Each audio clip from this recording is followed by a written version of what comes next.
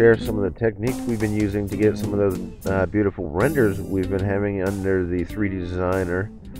Some of the landscapes we've been doing have been really fun to play with, and we've really been going to town on this feature with creating imagery from it. By the time we release, we'll probably have quite a few images as we've done as examples. I'd like to show some of the things we've been doing to get some of the more dramatic effects we've had. I've already created a landscape using fractal noise and adjusting the levels to get these higher peaks. We've done this already in another tutorial previously. I've added a sky color, and I'm going to go ahead and put some fog in that, but not a lot. We don't want to look like we're underwater.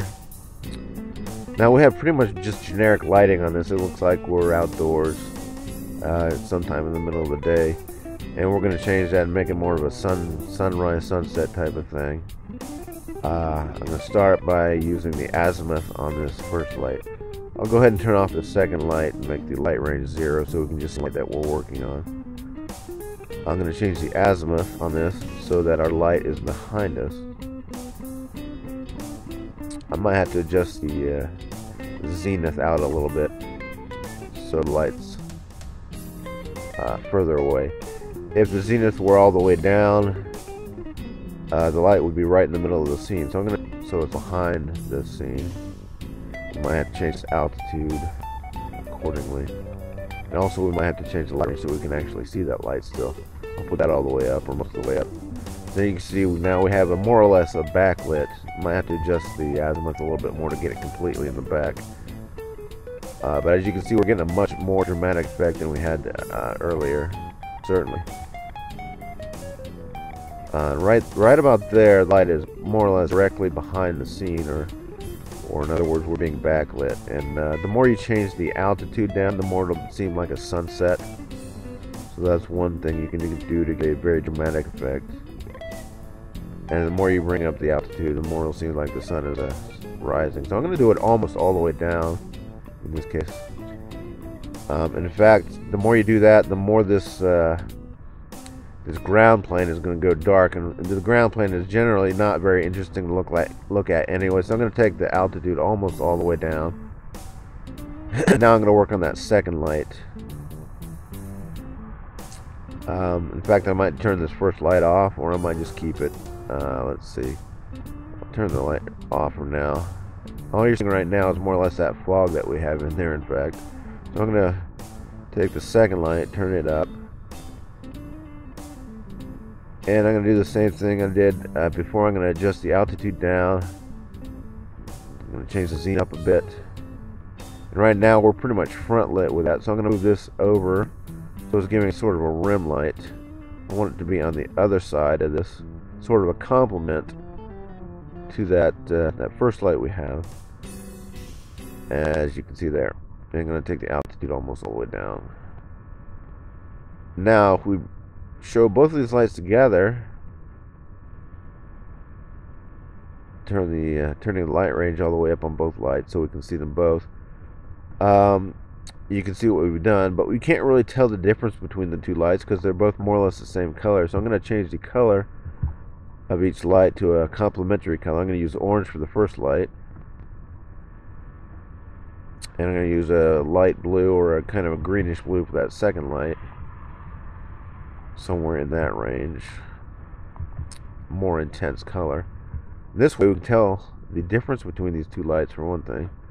I might, at this point, since I can see the difference between the two lights, I can adjust the azimuth again so that the first light is showing on one side and the second light is showing on the other side, and it'll be sort of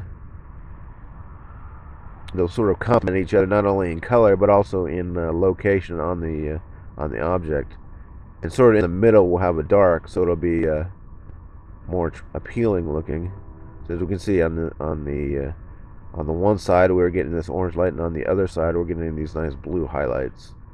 And we've just created a much more dramatic lighting effect than what we had before. We can always tweak this. We can change the altitude slightly if we're not getting enough of that light.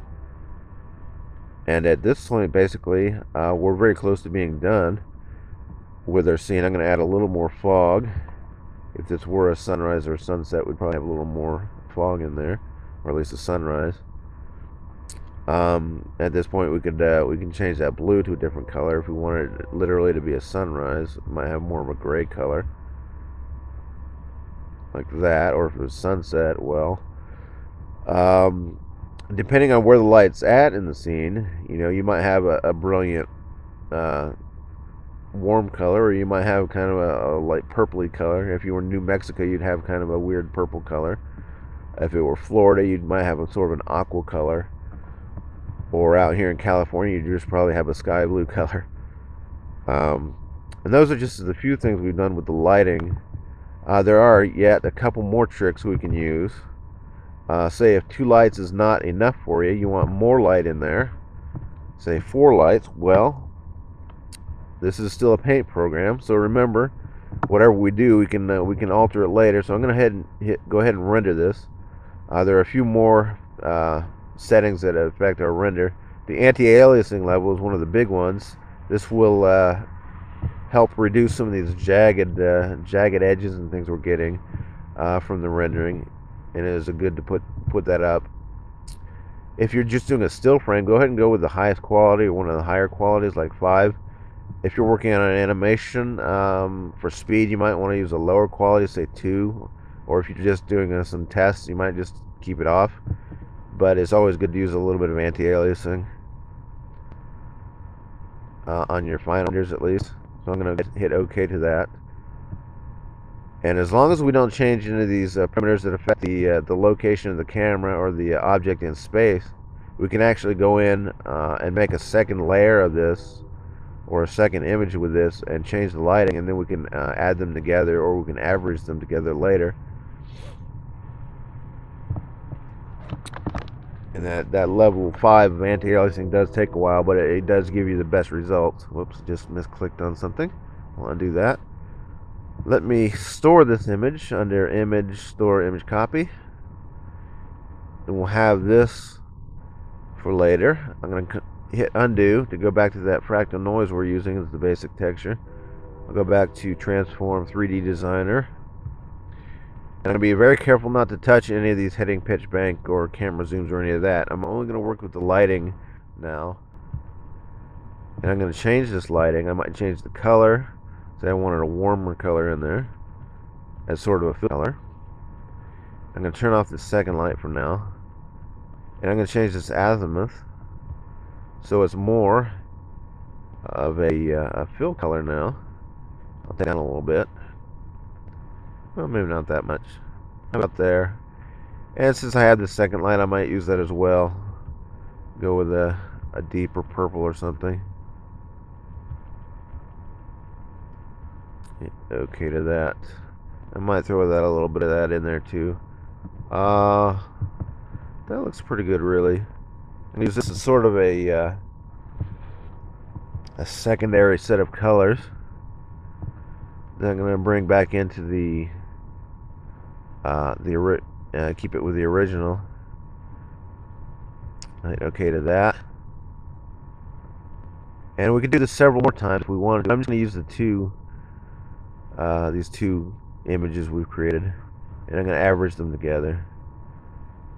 Let me store copy that as well if I wanted that for later. But let me restore the original. As you can see, we had this very harsh rim lighting on this. We want to warm this up and make it a little like there's a little bit of a fill light in there too. So I'm going to click on that to bring it back, and I'm going to use fade last action and basically cross dissolve between these two images. And this is just one way you can get more dramatic lighting effects on the 3D designer, just by using more lights. As you can see, our original image, and we can cross dissolve anywhere between these two images. And I like it right in about there.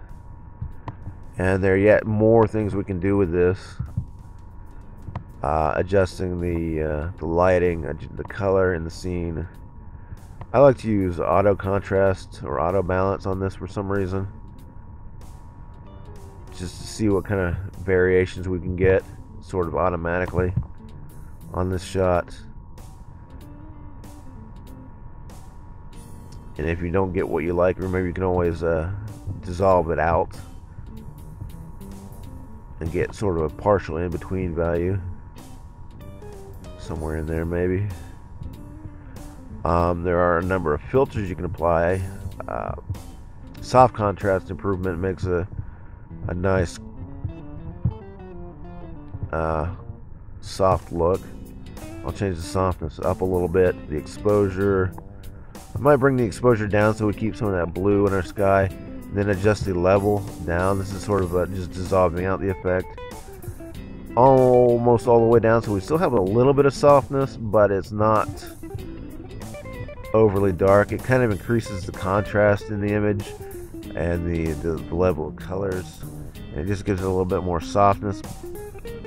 And that's one nice filter we can use. There's the you can sharpen this if you want with unsharpened mask, and that will help bring out some of the detail, or help at least enhance the appearance of or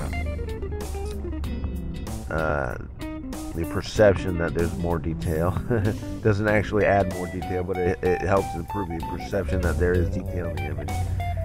And remembering that we're a paint program, we could also go in and maybe load in an image of a sky that we had, and we could tweak that into the background somehow. And there's just any number of things we can do with this to create a more dramatic image or a more realistic image.